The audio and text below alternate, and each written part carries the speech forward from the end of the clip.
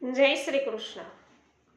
વૈષ્ણવ શ્રી મહાપ્રભુજી તેમની ત્રણે ત્રણ ભારત પરિક્રમા દરમિયાન પૃથ્વી પરિક્રમા જેને આપણે કહીએ છીએ એમાં એ ત્રણેય વખત છે પ્રભુ છે મહાપ્રભુજી વ્રજમાં પધાર્યા છે અને વ્રજમાં કૃષ્ણ સંસ્કૃતિને વૈષ્ણવ ઉજાગર કરી છે અને વ્રજના ગોકુળમાં જ શ્રી મહાપ્રભુજીને શ્રી ઠાકોરજીએ સાક્ષાત દર્શન આપી અને બ્રહ્મ સંબંધનું દાન કર્યું।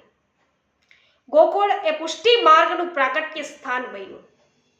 શ્રી ગોવર્ધન પર્વતમાંથી અલૌકિક રીતે શ્રી ગોવર્ધનનાથજીનું સ્વરૂપ શ્રી મહાપ્રભુજી દ્વારા વૈષ્ણવો પ્રગટ થયું અને તેમનું ભવ્ય મંદિર છે ગિરિરાજ પર બન્યું। શ્રી મહાપ્રભુજીએ વૈષ્ણવો વારંવાર વ્રજ પરિક્રમા કરી। શ્રી સુબોધિની લેખનનો પ્રારંભ એ પણ વૃંદાવનમાં થયો। શ્રી યમનાષ્ટક અને શ્રી સિદ્ધાંત મુક્તાવલી ગ્રંથો આ ભૂમિ પર લખાયા છે। શ્રી ગુસાઈજીએ અડેલ કાયમ માટે વૈષ્ણવો છોડી અને વ્રજમાં પધાર્યા। મથુરા અને પછી ગોકુલમાં સ્થિરવાસ કર્યો। ત્યારથી વૈષ્ણવો ગોકુલ છે ગાજતું થયું। તો અહીં શ્રી ગુસાઈજીના 7 બાળકો 7 એમના મંદિરો બન્યા અને શ્રી ગુસાઈજી અને તેમના વંશજોએ વ્રજનો વિકાસ કર્યો। વ્રજ ભાષામાં રચનાઓ કરી અને વૈષ્ણવો કરાવી પણ છે। તો તેમને સાહિત્યિક એવી ભાષાનો દરજ્જો પણ વૈષ્ણવો છે એ અપાવડાવ્યો છે। તો અષ્ટછાપ ભક્ત કવિઓ પણ વૈષ્ણવો અહીંયા વસ્યા આ વ્રજભૂમિમાં।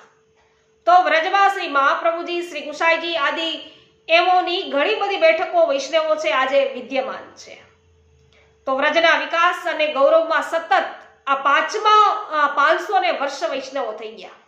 તો 500 વર્ષથી આ પુષ્ટિ માર્ગનો અદ્વિતીય વૈષ્ણવ ફાળો છે એ રહેલો છે વ્રજ માટે અને આવા જ વ્રજની વૈષ્ણવો આપણે માનસી પરિક્રમા કરવાના છીએ અને એ પણ મહાત્મ્ય જ્ઞાન સાથે। તો વૈષ્ણવો યુટ્યુબ ચેનલ આપણી પુષ્ટિ સત્સંગને અવશ્ય સબસ્ક્રાઇબ કરજો અને સાથે મળીને વૈષ્ણવો આપણે આ વ્રજ યાત્રાનો આનંદ માણીશું। આજે સર્વને મારા જય શ્રી કૃષ્ણ। શ્રી વલ્લભાધીશ કી જય।